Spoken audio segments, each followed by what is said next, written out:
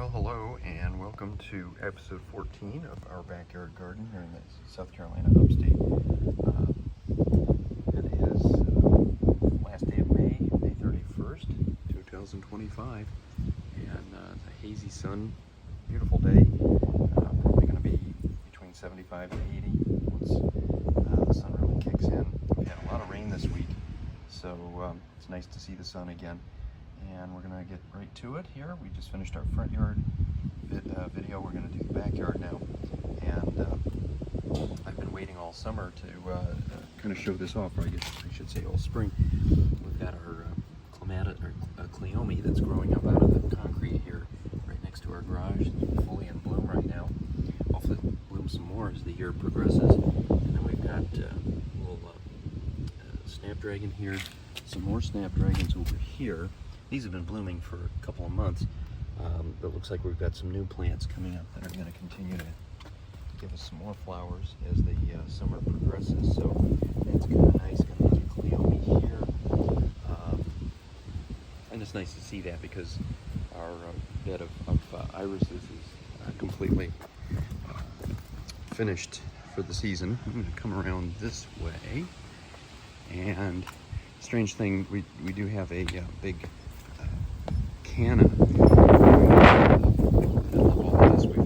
struggled to get the canna out of here. They have a tendency to overgrow, just like the lilies that were here before. So I have to just go back in and snip them down frequently. But in this case, these are doing much better than most of the ones that we have elsewhere in the yard. So I'm going to let them go and see what they do. They might give us some nice red flowers later on, with any luck at least. Down here, this is an area that has usually been full of cleome, especially later in the summer, but so far not really seeing too much. I think there's one little plant right there that's come up. The fact that we mulched this might have prevented them coming back from last year, but I don't really know. In their place, though, we've got a lot of these morning glories. And we are getting some flowers. I'm going to come all the way over here. It's nice to see that they're still blooming. They haven't finished up. Usually I get out here, it's too late. They've already shriveled up for the day. But we're going to continue to get those. There's a couple more here. Hopefully for another few weeks. Maybe even more later into the year. Now here we've got hostas. They're just starting to bud, so we should have some open flowers by next week. And then at the fire pit, this is where really almost all of the cleome are right now. We have a number of these that are just going to fill this area in. This section had a lot of cleome last year, and they've just reseeded. And the flowers are pretty enough. I don't want to kill them off, even though it does make this area look kind of weedy. I like the flowers, so we're gonna let them continue to go, and then maybe pull them out later in the year when they're done. So coming back over here, this is worth mentioning only because we had some yellow roses off of this knockout early in the spring, and then it's been quiet for the last month or so. We have a number of buds getting ready to go, so in the next week or so we should have more flowers there. We've got big hydrangeas with white flowers that are going to be blooming probably in another month and a half, and then this huge group of Asiatic lilies, maybe stargazers. I really don't know. I'm not an expert on these. My wife is, but they're just doing really well, really at the height of their blooming right now. Then down in here we've got the remnants of some of the digitalis from the spring. They're just about finished though. I'm just noticing now, even beyond the wall, we've got cleome all down through here. It's just thick with them, so I'm not going to be able to maintain those because we do need to mow our yard periodically. Another hydrangea, this is probably the biggest of all of them right here. And then a butterfly bush, the first of two, with these bright magenta flowers, gorgeous things. And had other things back in here, clematis, even a petite knockout rose that's kind of lost in the shade there. They don't usually do so well in the shade. They like sun. We've got a type of viburnum back there. Usually it's supposed to give little blue berries, but they've all been eaten off by birds or bugs or something. So it's just really another bush for the most part. Down here, we've got a couple coleus with the variegated leaves, some impatiens that we put in, and some more lilies, and a much larger butterfly bush with the beautiful magenta flowers. Lilies, we're going to have a lot more color coming out over the next month or so as these continue to bloom once we get into June and actually start to get to the first day of summer, which is still 3 weeks away. Now this is the first one of these I've seen this year, these Japanese beetles. They are devastating to roses, so once I start to see more of those, I'm going to get some 7 out and really sprinkle that around, keep those at bay, because otherwise they will take over very quickly. Now this is an interesting plant. I don't believe that we put these in. They just sort of came up from seed. This is Monarda. You saw a lot of these in the front yard. We have a big bed of these, and here now we have some in the backyard. So we'll see how much more they spread as time goes by. We also have a calla lily, nice pink flower. We're going to see a lot more calla lilies in a couple of minutes. Daylilies here, getting ready to bloom in another couple of weeks. Got a couple snapdragons here, still waiting to bloom. Actually, no, those aren't snapdragons. They kind of look like snaps, but they're actually digitalis now that I realize it. And more daylilies. Got a beautiful daylily here that has come out with all the ruffles. We're going to have a lot more of those moving forward. Azaleas here, more impatiens. These aren't doing especially well. They tend to do a little bit better as the summer progresses into September. Usually that's kind of when they're peaking. They've gotten bigger and they have more flowers on them. So for right now, we'll just kind of let them grow and see what happens. Here we have a stilbe. We have 3 different colors of astilbe, the dark pink, the light pink, and then kind of a whitish color down here. These are almost finished up for the year. But these really dark pink, really more red ones are almost finished as well. But these are really nice woodland flowers that bloom late spring every year for 2-3 weeks. They're low maintenance. You don't have to do anything with them. They slowly grow and spread over time, so we're going to continue to get more of those as the years go by. A couple hostas down here at the tail end, and then back in the woods a little wisteria that has survived, barely. Hopefully next year it'll start to give us some flowers. Over here on this side, by the way, just since we're here, I'm going to just walk down to the pond. It's a beautiful day. This is just an old farm pond that was filled in with an earthen, or I should say was developed with an earthen dam that's down at the far end. It stretches all the way up to this side. It's probably 1/3 of a mile long altogether. At its deepest, it's probably about 5-6 feet out in the middle. Not a lot of depth, but there's a wealth of animal life here, turtles, beavers. Every once in a while we'll hear about foxes and deer and other things. Lots of birds, hawks, owls, herons, ducks, geese, all kinds of songbirds. You can always hear them in the background of these videos. And then insects galore too, and frogs. At night the chorus of frogs is amazing to listen to. And a lot of times you'll see frogs just kind of sitting on the inside of a flower or on a leaf. up in here, and I think that there's an assumption that frogs are all going to live in the water or by the water's edge. They actually are away from the water a little bit up in this area. They're trying to get insects that land on the plants. So anyway, we've got all that. We're going to come back across here, and we've got azaleas, more daylilies getting ready to bloom. We've got 1 or 2 that have come out so far, but there are going to be many, many more before long. Down here, one that I show off quite often is lamb's ear with its unusual texture, but it is giving us these stalks of flowers. They're not real impressive flowers. They get these little tiny purple blooms on them, but they're kind of unique. Almost kind of looks like a lamb's head in some ways. Just a really cool flower. And some daylilies over here, the peach color. Daisies here.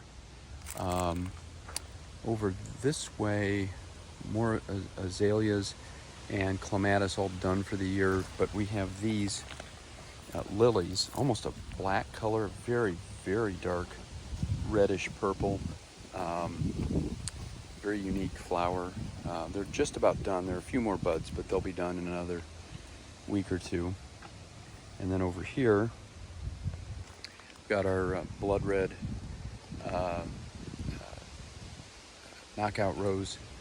This is recovered from being eaten down to the ground by a local beaver last year, but it's still doing very, very well. It's not as big as it was. It was about 3 times this size before, but it's getting back there. I think it'll continue to grow for a while.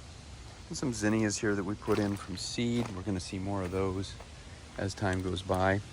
Daisies over in here, and then up on the trellis.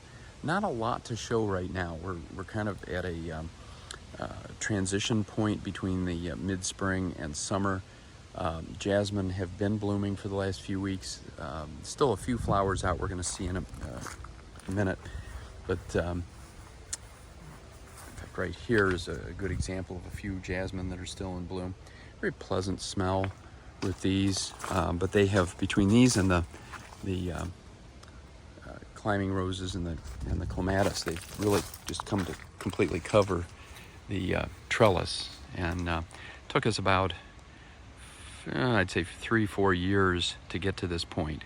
But when these were blooming back in the spring, about mid to late April, it was a sight to behold. And you can look back at some of our earlier videos to see that.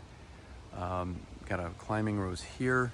This is about as tall as it gets, but it always has some flowers on it. It loses its leaves every year. It's particularly prone to black spot, but it continues to put out the flowers, which is really cool. And then over in here, we have calla lilies, gorgeous orange ones, white. We'll see some more as we continue through the rest of the garden. And over here we have veronica, these tall, purple, spiky flowers. We've got some pink roses back in here. Usually these just bloom in the spring. They're doing better this year than they have in past years. And I see a lot more buds on the plant, so hopefully they'll continue to bloom for a while. Little zinnia right here, and more of the veronica. And behind all of that, up on the fence, we've got still some clematis blooming. These will continue to put out flowers off and on throughout the spring and even into early summer. Although the real high point for those is about mid-spring, late April, early May. Another purple calla lily here. These have really spread out nicely. We bought, I think, a total of 8 of these a couple of years ago. And last year, some of them came back. I wasn't sure how many of them had made it, but this year they have, each one of them has come back, and with a vengeance. I mean, each one has gotten bigger with more flowers, bigger flowers. Really impressive. Over here is our variegated butterfly bush. This will give us magenta flowers, bright magenta, like the ones over on the other side of the yard. Maybe in another couple of weeks, I'm guessing. I'm starting to see some buds right now, so it won't be too long. Zinnias here that have been put in, grown from seed, starting to bloom. We're going to get a whole variety of colors here. Right now we have sort of a coral color and red, and then daisies, balloon flowers. The balloon flowers all came back from last year. We just bought those at local Walmart, and they are doing extremely well. They really spread out. They look very, very healthy. And if you're familiar with these, when they're growing, they kind of look like little balloons, and then they just break open and give you these beautiful purple flowers. Then we got a daylily here, gorgeous yellow with a deep red or maroon throat. Got another calla lily here. This is a small one. I'm not sure if this spread on its own or if we put that in, but it looks like kind of a first year plant. It's not doing a whole lot right now, but next year it probably will. This is one of the high points of the yard, these gladiolas that we put in earlier in the spring. Just beautiful, orange and yellow, all the same color. We're going to get a few more from these glads over here that we put in, and we've got a few more that are starting to come up from bulbs that I put in maybe 3 weeks ago. Some more clematis still in bloom here on the fence, these lavender ones. Behind all that is the wisteria, which has really tried to take over this whole part of the garden. But they're so pretty, I kind of let them go because I really enjoy the wisteria. It's one of my favorites. And then another wisteria here has not done especially well, but it's doing a little bit better this year. It's taken a couple years to get to this point. Got a dahlia here, usually kind of struggles a little bit, but at the moment it's looking pretty healthy. Got some small, what used to be knockout roses. They got eaten down to the ground by either a deer or a beaver or something a couple years ago, and they've come back on a very small scale since then. Got clematis up on the fence, some more glads here. This area was just full of glads going back maybe 5-6 years ago when we first put this bed in. And yeah, that's the thing about glads. They'll give you 3, maybe 4 years of blooms, and then they just kind of give up. Their bulbs just don't come back, and either they just come up and give you a little bit of greenery like some of these, or they just don't come back at all. We'll come back here. This is a real overgrown part of the yard. This is the kind of a close-up view of our wisteria. And nice thing about the wisteria is it will continue to give us occasional blooms even well into the late spring, early summer. So we got one right here, complete with a Japanese beetle. Another bud here that's getting ready. Really interesting looking little insect friend there. I don't know who he is or how he identifies, but we got another bloom back there. So, and even another one over here. So yeah, they'll continue to give us some flowers as the spring progresses here. And then in this area, more of the canna that we saw on the side of the garage. And you can see what I was talking about. Now, some of these are looking moderately healthy, but a lot of them are not. A lot of them, especially the big red ones, they just clearly are not. Oh, there's one of our little lizard friends. He's not being real social right now. He's trying to hide, but he's right up there on the top of the leaf. Oh, there he is. There. And, yep, right there. There's his little head. He doesn't want us to see him. He thinks he's hiding. He doesn't realize. He's a good jumper. There he is, over on that leaf. But you can see the leaves. They're just not healthy. We think it's probably... It certainly could be a parasite, but I think it's probably more just a lack of nutrition. This was really poor, just rocky red soil that we took from other areas as we were digging them out. So I think that's why these have not done better. And I would say the same thing about the daylilies down here. These are just not doing well. They have in the past, but this year they're just not thriving. I'm probably going to get a few flowers. I'm seeing a few buds here and there, but overall these have been looking kind of sad. On the other hand, these Dutch irises are doing wonderfully. They were big yellow flowers rather back in April, and of course they're all done now. And then the other thing that has done extremely well, in fact they're able to grow just right out of the stones, are more of the black-eyed Susans. And then on this side, more of the same. A few canna that have come over here. Now the ones in this area look a little bit better. The daylilies don't look so good. The black-eyed Susans are doing great. I went through and weeded this area extensively back in late March, early April, and you'd never know it. It's got maple trees growing up through it, and Virginia creeper and all kinds of things. So that's one of the things about this particular part of the garden. You get to a certain point where it's just endless work, and you start to tune out a little bit and just thinking, okay, we're going to wait until next year to really focus on this again. But if I get some energy, I might come out here at some point and work on those. I don't know.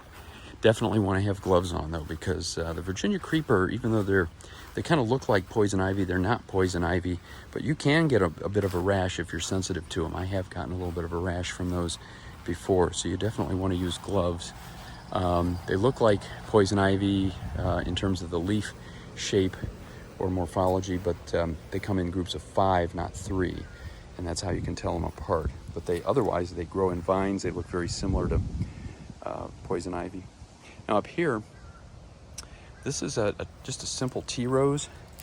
This thing has given us already, back in April, some spectacular flowers, and it's going to continue to. If you see all these buds, probably in the next week or two, we're going to have a lot more of these, and they're very fragrant. This is one of the nicest roses that we have in the whole yard. And then yellow knockout here. Actually, I think that's all one plant, yeah. Back in here, both parts of that. So this is all going to be one big yellow knockout. Some more Veronica. We've got some strawberries kind of hidden back in there. Not a lot in terms of fruit right now, but definitely some of the little white flowers. So we will be getting some fruit. Veronica, daylilies. More daylilies about to come out. Some regular Asiatic lilies, and then more of the calla lilies. This particular variety is a very, very dark maroon, similar to the daylilies that we saw, or I should say the Asiatic lilies that we saw down closer to the pond. And then these bright white ones almost look like Easter lilies. And then the bright yellow over here. These have done extremely well. They've been getting bigger every year. As far as I'm concerned, they can take over a good chunk of this bed, and I'd be very happy. Some more daylilies. We have quite a variety of those, and a lot of them with these ruffles, different colors and so forth. They're absolutely beautiful. Nice pink variety of calla lily here. Unfortunately, these things are kind of getting overgrown by the gigantic climbing rose. This is a pink climber. You can see a few flowers back in there. This was absolutely covered with them all the way up to the second floor of the deck a month ago. And they will come back. We'll get more before long. Looks like a group here. This might be a kind of a diseased group. These might need to be cut off. They don't look like they're growing right. We see that every once in a while. And then some kind of pinkish white, more of the these lilies, and then some orange over here. These have just come out in the last couple of days. So we have about 9 or 10 now of those coreopsis. One last coreopsis here. These are not real big, but it's a real pretty bright yellow flower that's been blooming throughout the spring. I tend to forget the name when I'm going through some of the names will come to me right away. Most of the names will come to me right away, but some of them I kind of struggle a little bit with. And then that's basically about it. So we're back to the front. Again, it's another week down. Lots to see, and we'll see you next week. Hope it's sunny wherever you are, and happy gardening.